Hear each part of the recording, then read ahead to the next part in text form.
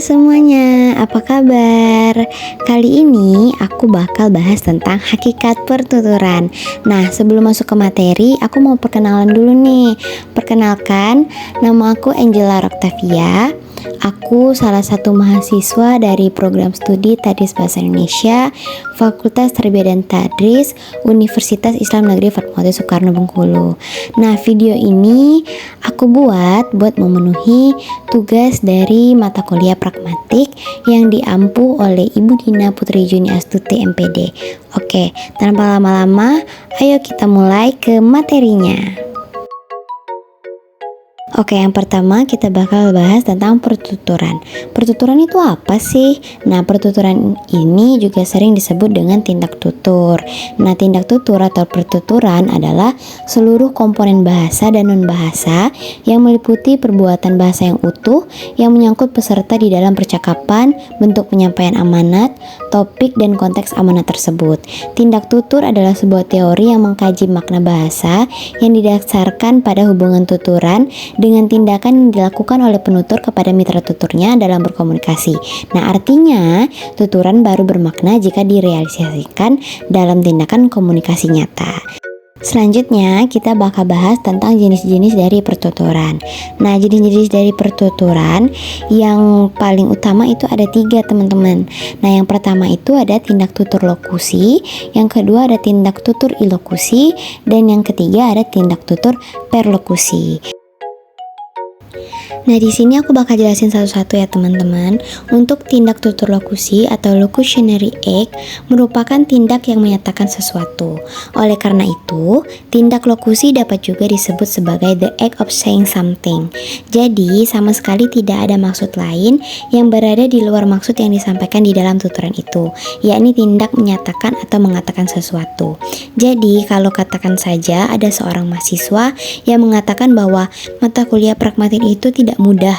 Tuturan itu semata-mata digunakan untuk menyampaikan atau menginformasikan sesuatu yang berkaitan dengan perihal tidak mudahnya mata kuliah pragmatik tersebut. Tidak ada tujuan lain, tidak ada maksud lain. Itulah alasan yang sangat mendasar mengapa tuturan yang merupakan tindak lokusi demikian itu dikatakan sebagai the act of saying something. Bahkan bila bagi mitra tutur tertentu, tuturan demikian itu berdaya lain atau memiliki daya yang lain di luar daya lokusioner seperti disebutkan di depan itu. Maka sekali lagi, hal tersebut tentu bukanlah daya yang menjadi intensi dari penyampaian tuturan tersebut. Sebab sesungguhnya yang tetap dominan adalah daya yang hadir dari tindakan yang bersifat lokusioner itu. Parker menegaskan bahwa tindak lokusi sesungguhnya bukanlah tindak tutur yang penting di dalam perbincangan pragmatik. Alasannya, untuk memahami sebuah tuturan yang merupakan tindak tutur lokusioner, demikian itu tidak perlu dihadirkan konteks, entah entitas konteks dalam pengertian apapun. Tuturan yang merupakan tindak lokusioner seperti ditunjukkan di depan itu hanyalah merupakan sebuah proposisi sintaksis yang di dalamnya terdapat topik dan komen atau sama juga dengan subjek dan predikat. Jenis tuturan yang kedua disampaikan oleh Searle adalah tindak ilokusi. Berbeda dengan jenis tuturan yang disampaikan di awal, sebuah tuturan atau mungkin pula tuturan lain yang serupa ternyata dapat juga berfungsi untuk melakukan sesuatu. Jenis tuturan yang berfungsi demikian itu dalam pragmatik dapat disebut sebagai tindak tutur ilokusi, karena fungsinya yang tidak semata-mata digunakan untuk menginformasikan sesuatu atau untuk menyampaikan sesuatu seperti yang disampaikan di awal. Maka, tindak tutur ilokusi sering dapat disebut pula sebagai the act of doing something. Tuturan seperti ruangan ini ternyata gelap sekali ya bagi orang tertentu, terlebih-lebih yang memiliki cukup kepekaan untuk menangkap makna kebahasaan dengan baik, maka akan dapat bermakna perintah atau permintaan untuk menghidupkan lampu atau mungkin pula membukakan jendela supaya sinar terang dari luar dapat masuk ke dalam ruangan gelap itu. Jadi, kelihatan sekali bahwa bentuk kebahasaan seperti yang disampaikan ini bermakna ilokusi dan sekaligus memiliki daya ilokusi. Jelas sekali bahwa Untuk memaknai tuturan dalam tindak ilokusi itu dibutuhkan kehadiran konteks. Untuk dapat memaknai atau memberi maksud pada tuturan ilokusioner seperti di atas, itu orang harus mempertimbangkan dengan cermat latar waktu dan latar tempatnya, selain pula pertimbangan-pertimbangan yang lainnya. Bentuk tindak tutur yang terakhir dari rangkaian ketiga tindak tutur yang disampaikan oleh Searle adalah tindak tutur perlocutioner atau perlocutionary act.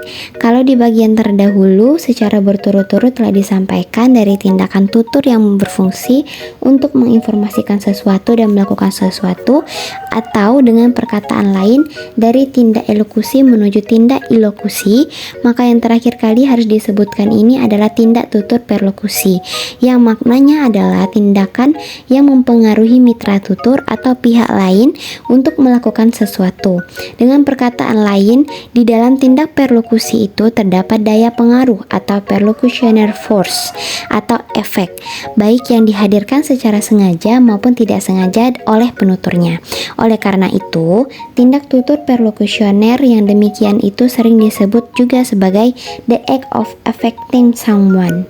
Sebagai contoh, kalau ada tuturan dari seorang ayah kepada anaknya yang masih kecil, yakni anak dalam usia bermain, yang berbunyi, "Fendi, sudah gelap," maka sesungguhnya terdapat efek atau perlocutional force tertentu yang dihadirkan oleh sang ayah itu kepada anaknya dalam tuturan itu. Di dalam keseharian hidup, kita juga terdapat jenis-jenis tuturan yang sesungguhnya merupakan wujud dari tindak tutur perlokusi seperti disebutkan di awal tadi. Oke teman-teman, itu tadi penjelasan dari ketiga jenis tindak tutur yang disampaikan oleh Searle. Selanjutnya kita akan masuk ke klasifikasi tindak tutur yang lainnya. Nah, ini ada klasifikasi tindak tutur yang lain. Yang pertama yaitu tindak tutur langsung, yang kedua ada tindak tutur tidak langsung, yang ketiga ada tindak tutur literal, dan yang keempat ada tindak tutur tidak literal. Jadi teman-teman, itulah jenis-jenis dari pertuturan atau tindak tutur. Nah, sekarang kita masuk ke pembahasan yang terakhir yaitu kaidah pertuturan. Nah, sekarang kita masuk ke pembahasan terakhir. Apa sih kaidah pertuturan itu? Nah, kaidah pertuturan adalah peraturan dan aturan yang harus dipatuhi dalam melakukan pertuturan. Sebaiknya seorang penutur dalam melakukan pertuturan hendaknya memenuhi kaidah-kaidah dalam percakapan agar maksudnya mudah dipahami oleh mitra tutur atau pendengar.